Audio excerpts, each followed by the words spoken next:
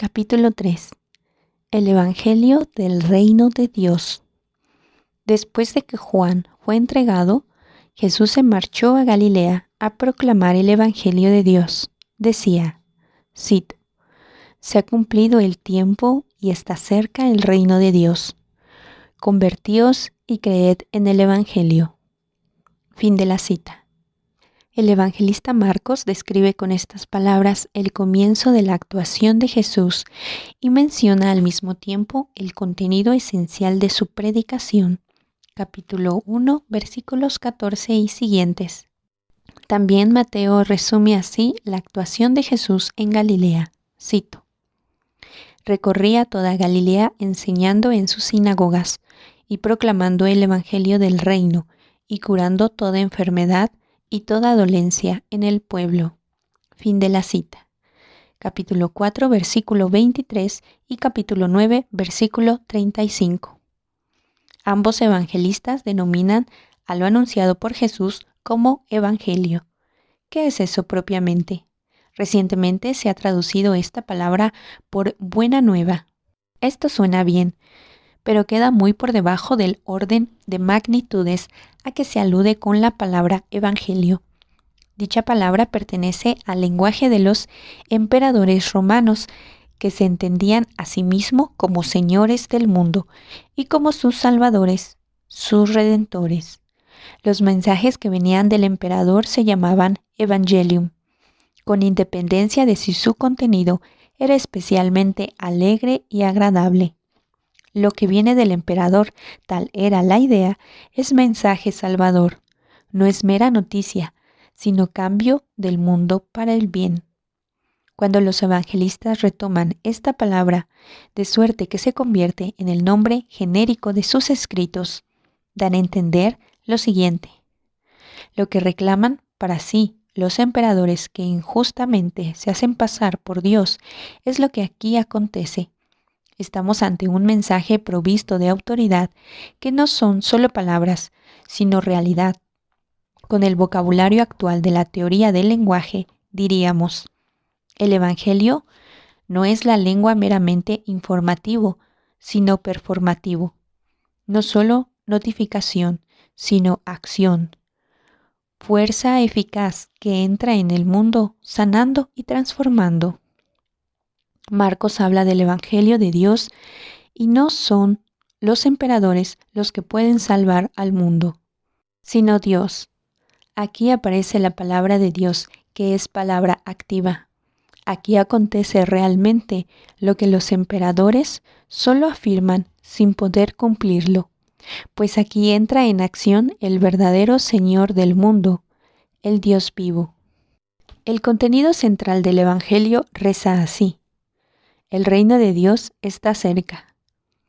Se pone una marca en el tiempo, algo nuevo sucede, y se exige una respuesta del ser humano a este don, la conversión y la fe. El núcleo de esta proclamación es el mensaje de la proximidad del reino de Dios. Este anuncio constituye, de hecho, el centro de la palabra y la acción de Jesús. Un dato estadístico puede afirmarlo. La expresión reino de Dios aparece en el Nuevo Testamento en un total de 122 ocasiones. De ellas, 99 pasajes se encuentran en los 3 evangelios sinópticos, y de estas, 90 corresponden a palabras de Jesús. En el Evangelio de Juan, en los demás escritos neotestamentarios, esta expresión desempeña un papel menor. Se puede decir que mientras que el eje de la predicación prepascual de Jesús es el mensaje del reino de Dios, el centro de la predicación apostólica después de la Pascua lo constituye la cristología. ¿Supone esto entonces una tradición a la verdadera predicación de Jesús? ¿Es verdad lo que dice Rudolf Bultmann, que el Jesús histórico no forma parte de la teología del Nuevo Testamento, sino que debe ser considerado como un maestro judío, al cual ciertamente hay que contar entre los presupuestos esenciales del Nuevo Testamento, pero que no es el mismo parte integral de este? Otras variantes de estas teorías para las que Jesús y la predicación apostólica medía un abismo se encuentra en la famosa frase del modernista católico Alfred Loisy, que se expresaba así: Jesús anunció el reino de Dios y lo que llegó fue la Iglesia. En esta frase cabe ver ironía, pero también tristeza. En vez de la gran expectativa del propio reino de Dios, del mundo nuevo transformado por Dios, ha llegado algo muy distinto. Y cuán insignificante, la Iglesia.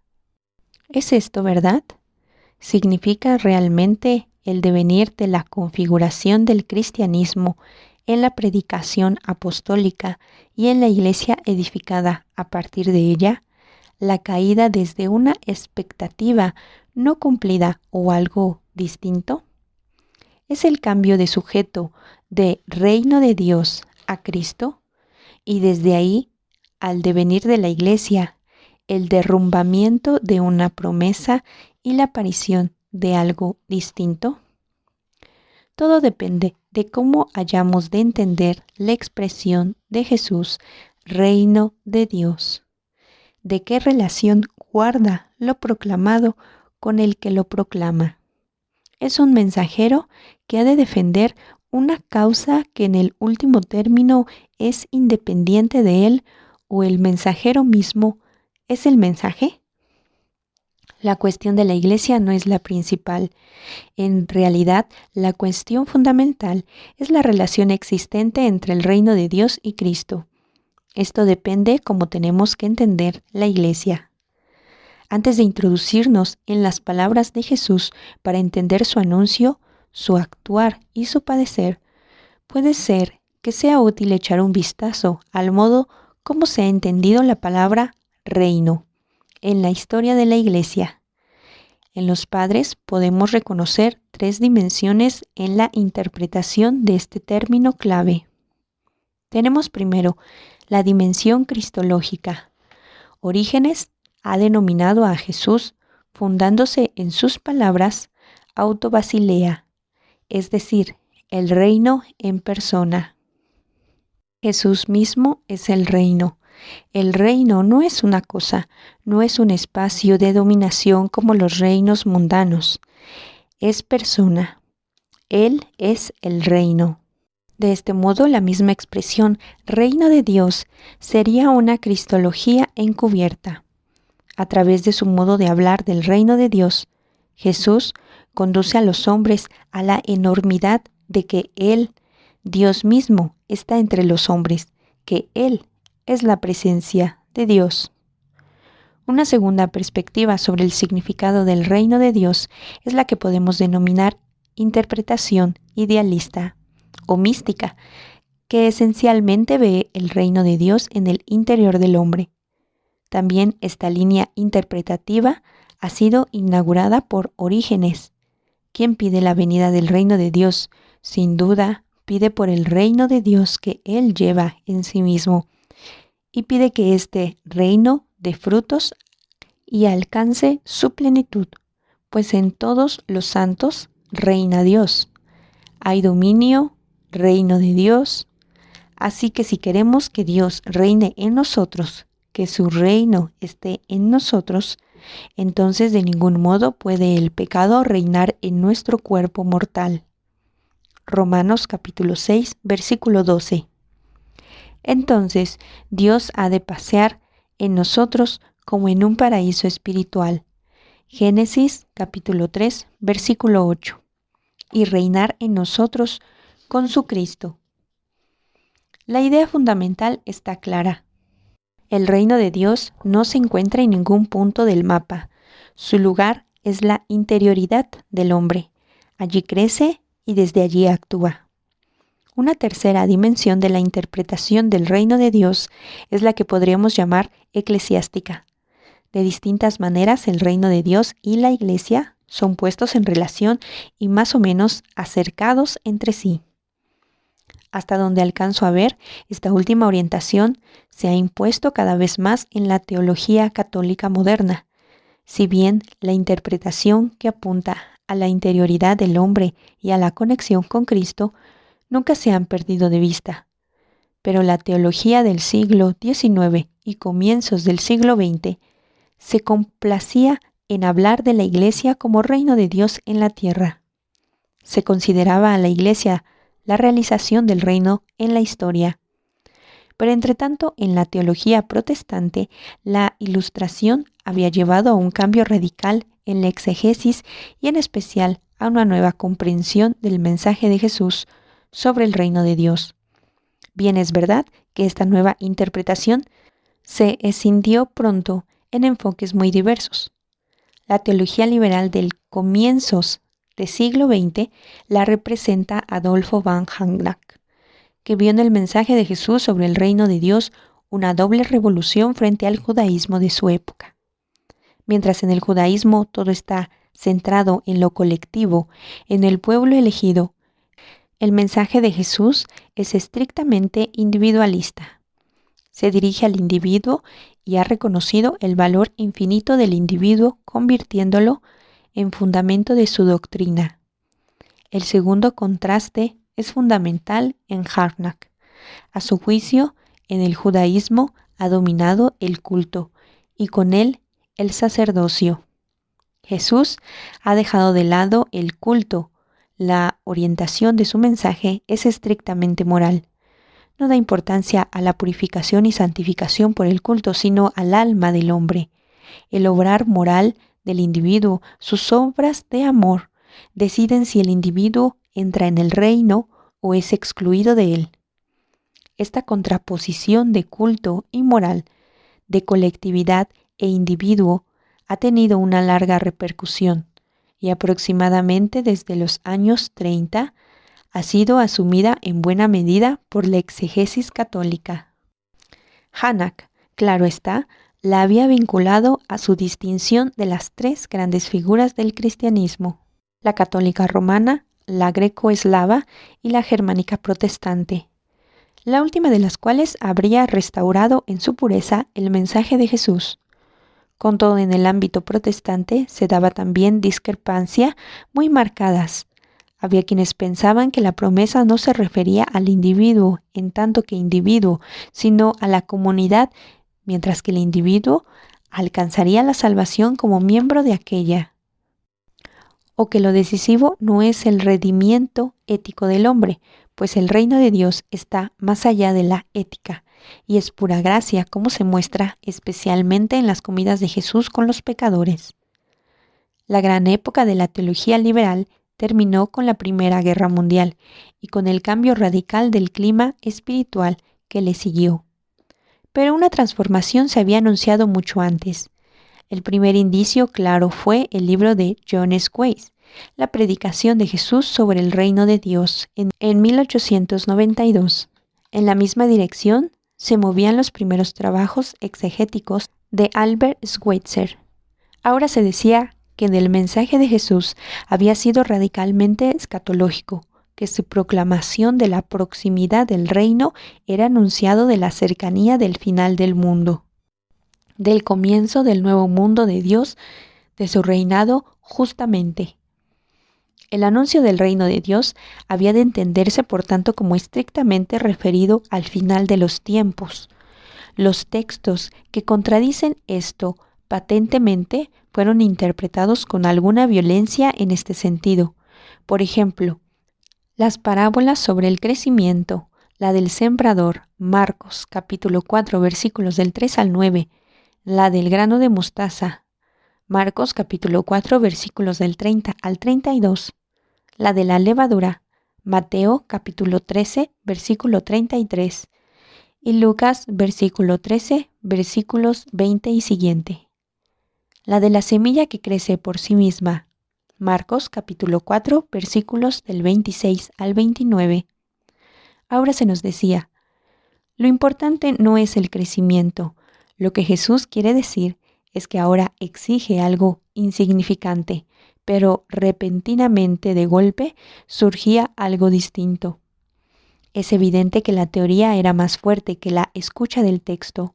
Los modos como se trató de trasladar a la vida cotidiana actual esta perspectiva de la escatología inminente, que para nosotros no es inmediatamente comprensible, fueron diversos. Bultmann, por ejemplo, lo intentó con la ayuda de la filosofía de Martin Heidegger. Lo importante es la actitud esencial, la disponibilidad continua.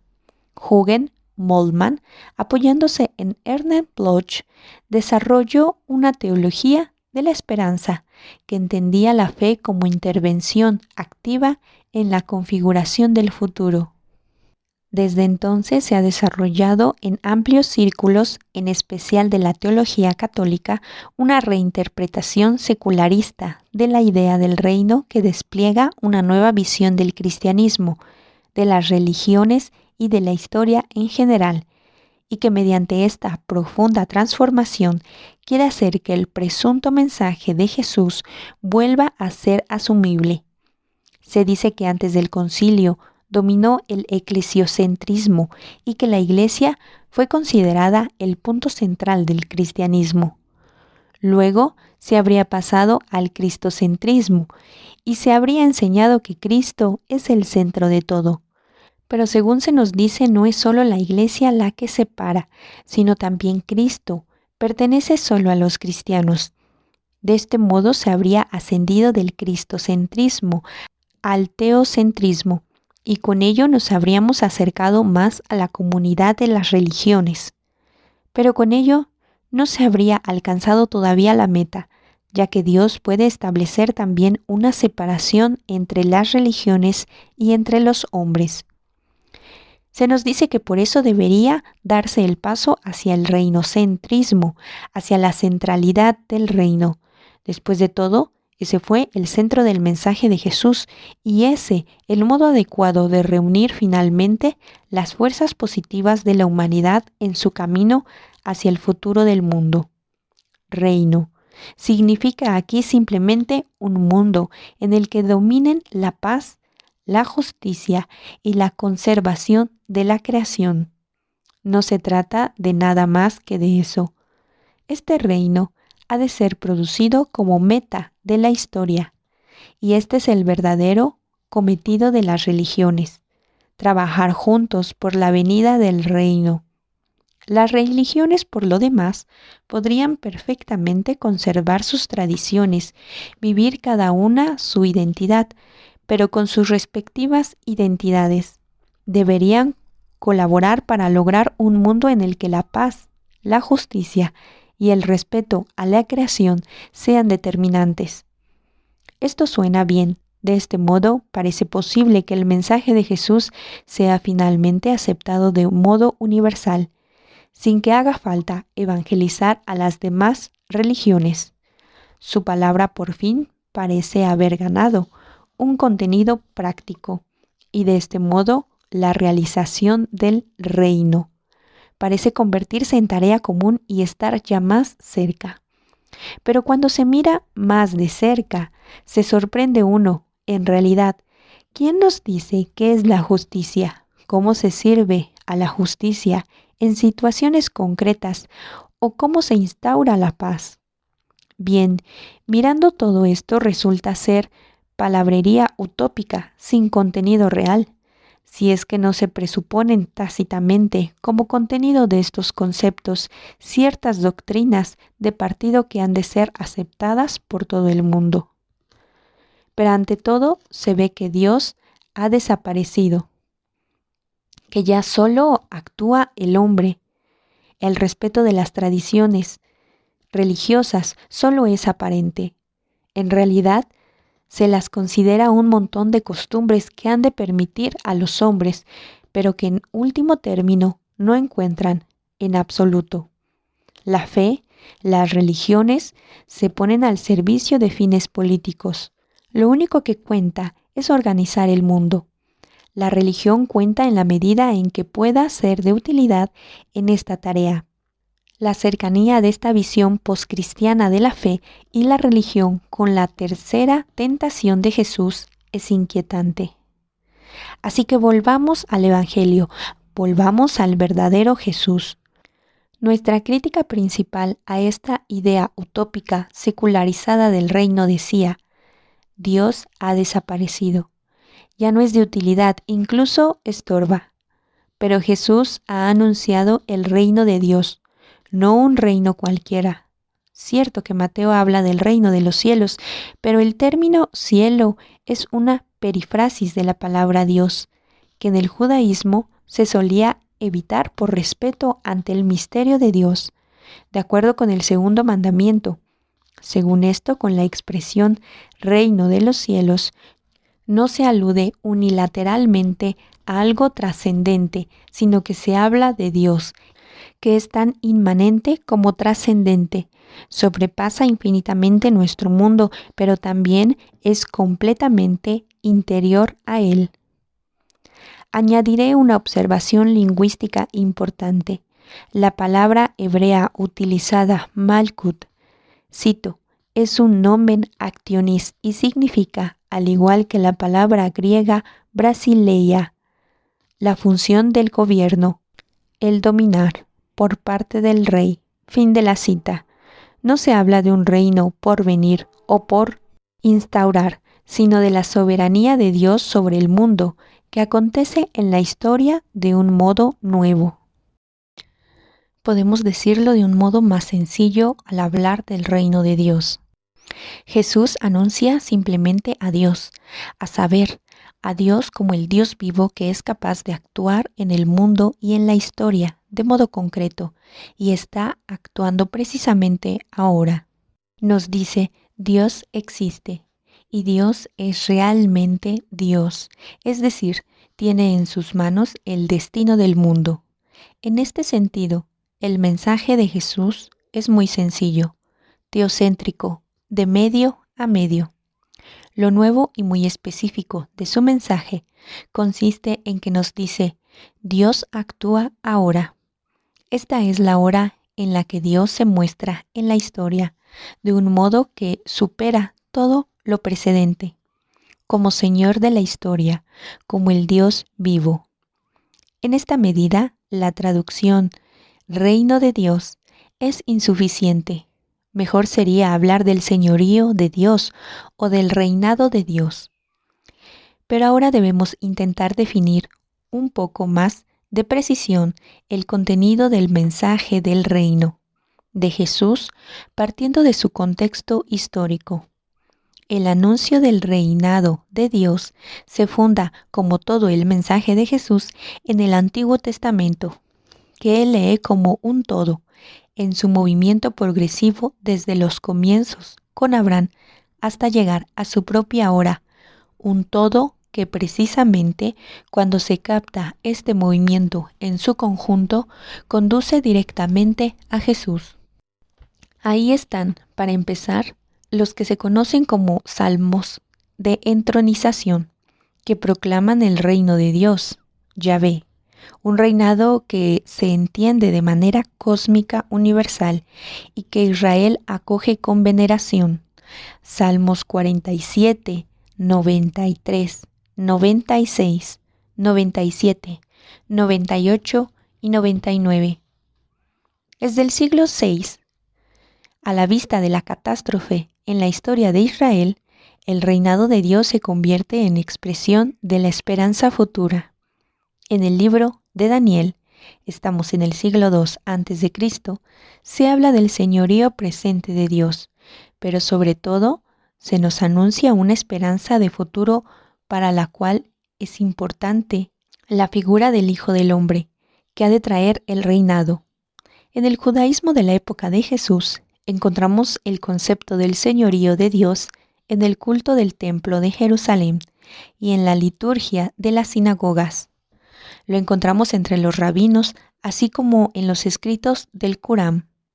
El judío piadoso reza a diario el Shema Israel. Escucha, Israel. El Señor es uno solo.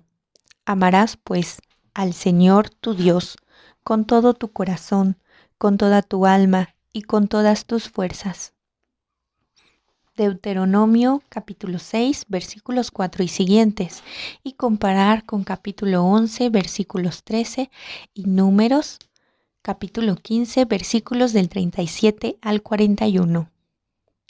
El hecho de recitar esta oración se interpretaba como el cargar sobre sí el yugo del señorío de Dios. Esta oración no es solo palabra. En ella el orante acepta el señorío de Dios, que de este modo, por el acto del que ora, entra en el mundo. El que ora contribuye a mantener ese señorío, el cual define a través de la oración su modo de vivir, su cotidianidad. Así, en este lugar, el señorío de Dios se hace presente en el mundo. Vemos, por tanto, que el reinado de Dios, su señorío sobre el mundo y la historia, rebasa el instante, rebasa la historia en su totalidad y la trasciende. Su dinámica interna lleva la historia más allá en la liturgia, en el templo y en la sinagoga como anticipación del mundo venidero, presente como poder configurar de la vida mediante el orar y el ser del creyente, que carga con el yugo de Dios y de este modo participa anticipadamente del mundo futuro. Justo en este lugar se puede ver muy bien que Jesús fue un israelita de verdad. Comparar Juan capítulo 1, versículo 47, y que a la vez rebasó el judaísmo, en el sentido de la dinámica interna de las promesas de éste. Nada se ha perdido de los contenidos que acabamos de encontrar. Sin embargo, ahí hay algo nuevo que se manifiesta sobre todo en las palabras. Cito: se ha acercado el reino de Dios. Fin de la cita. Marcos capítulo 1, versículo 15. Cito: ha llegado a vosotros. Fin de la cita. Mateo capítulo 12, versículo 28. Y esta, cito, en medio de vosotros. Fin de la cita. Lucas capítulo 17, versículo 21. Aquí se expresa un proceso de venida que ya está en marcha y afecta a toda la historia. Estas son las palabras que provocaron la tesis de la expectativa inminente e hicieron que ésta pareciera lo específico de Jesús. Pero esta interpretación no es, en modo alguno, forzosa, más aún si se toma en consideración con todo el entramado de las palabras de Jesús, ha de excluirse claramente. Esto se ve en que los defensores de la interpretación apocalíptica del mensaje de Jesús acerca del reino, entendido como expectativa inminente, aplicando su propio criterio, simplemente niega gran parte de las palabras de Jesús sobre el tema y otras las corrige violentamente. El mensaje de Jesús sobre el reino incluye, como ya vimos, declaraciones que expresan la insignificancia de este reino. La historia es como un grano de mostaza, la más pequeña de todas las semillas, es como la levadura. Poca cosa en comparación con el tamaño de toda la masa, pero decisiva para lo que sale de esta. Es comparado una y otra vez con la semilla que es sembrada en el campo del mundo y encuentra allí diferentes destinos. Arrebatada por los pájaros, asfixiada por los abrojos o madurada hasta dar fruto abundante. Otra parábola habla de que la semilla del reino crece, pero un enemigo siembra cizaña en el mismo lugar, la cual crece al mismo tiempo, y solo al final se separa el trigo de la cizaña. Mateo capítulo 13, versículos del 24 al 30.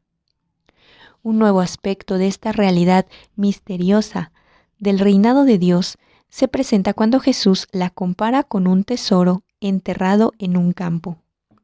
Quien lo encuentra vuelve a enterrarlo y vende todo para comprar el campo y así poder hacerse con la propiedad del tesoro, que puede colmar todos los deseos.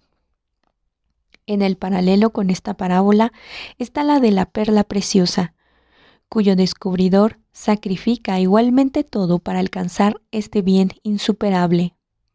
Mateo capítulo 13, versículos 44 y siguientes.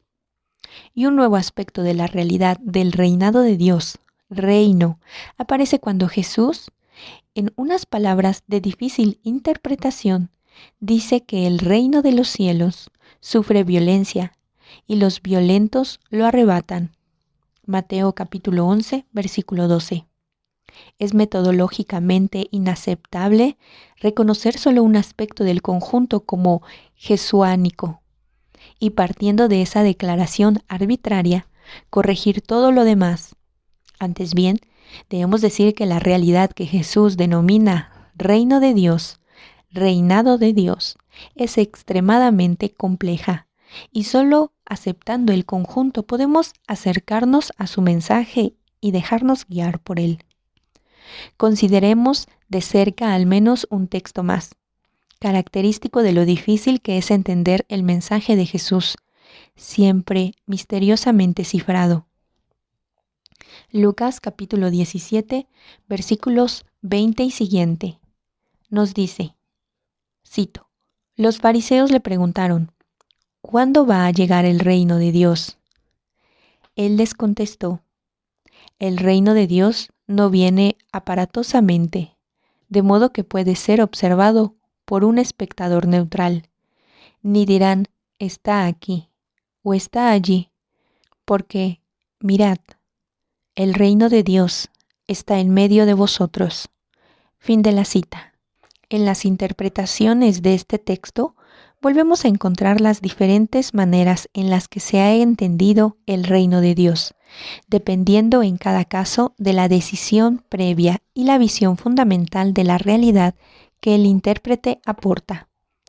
Tenemos la interpretación idealista que nos dice el reino de Dios no es una entidad externa, sino que tiene un lugar en el interior del hombre. Pensemos en lo que hemos oído decir a Orígenes. En esto hay algo de verdad, pero esta interpretación no es suficiente, ni siquiera en el plano lingüístico. También tenemos la interpretación que se refiere a una expectativa inminente, la cual explica que el reino de Dios no llega lentamente, de modo que pueda ser observado. De pronto está ahí. Pero esta interpretación no tiene apoyo en la formulación del texto. Por eso cada vez cobra más fuerza la idea de que, con estas palabras, Cristo se refiere a sí mismo. Él, que está en medio de nosotros, es el reino de Dios, solo que no lo conocemos. Comparar Juan capítulo 1, versículo 30 y siguientes. Hay otro dicho que Jesús, que con un matriz un poco distinto, apunta en la misma dirección. Cito, si yo echo los demonios con el dedo de Dios, entonces es que el reino de Dios ha llegado a vosotros. Fin de la cita. Lucas capítulo 11, versículo 20. Aquí, al igual que en el texto anterior, el reino no está dado simplemente en la presencia física de Jesús, sino que está dado en su actuar, que acontece en el Espíritu Santo. En este sentido, el reino de Dios se hace presente aquí y ahora. En Él y con Él se acerca. Así que se impone de un modo todavía provisional que se desarrollará en el curso de nuestra escucha de la Escritura. La siguiente respuesta, la nueva cercanía del reino de la que habla Jesús y cuya proclamación es lo distintivo de su mensaje, esta nueva cercanía consiste en Él mismo, por medio de la presencia y la actuación de Jesús. Dios como sujeto que actúa ha entrado aquí y ahora, de modo completamente nuevo en la historia. Por eso se ha cumplido el tiempo. Marcos capítulo 1, versículo 15. Por eso ha llegado de modo singular la hora de la conversión y el arrepentimiento, como también la hora de la alegría, pues en Jesús Dios viene a nosotros. En Él es Dios quien actúa y domina, pero domina de modo divino, es decir, sin poder mundano, por medio del amor que va hasta el extremo. Juan capítulo 13, versículo 1, hasta la cruz. Partiendo de este punto central, encajan los distintos aspectos aparentemente contradictorios. Partiendo de aquí, entendemos las declaraciones sobre la insignificancia y el ocultamiento del reino. Entendemos la imagen fundamental de la semilla, de la que todavía habremos de ocuparnos. Entendemos la invitación a la valentía del seguimiento que deja todo lo demás. Él mismo es el tesoro. La comunicación con Él es la perla preciosa. Partiendo de aquí, se declara también la tensión entre ética y gracia, entre el personalismo más riguroso y la llamada a incorporarse a una nueva familia. Cuando consideremos la Torá del Mesías en el Sermón de la Montaña, veremos cómo encajan ahora la libertad de la ley, el don de la gracia, la justicia mayor, exigida a los discípulos de Jesús, el excedente de justicia respecto a la justicia de los fariseos y escribas. Mateo capítulo 5, versículo 20. Entre tanto, podemos considerar solo un ejemplo, la historia del fariseo y el publicano que rezan en el templo de muy distinta manera. Lucas capítulo 18, versículos del 9 al 14. El fariseo puede jactarse de virtudes considerables. Él le habla a Dios solo de sí mismo y cree alabar a Dios al alabarse a sí mismo. El publicano conoce sus pecados, sabe que no puede jactarse delante de Dios y consciente de su culpa implora la gracia.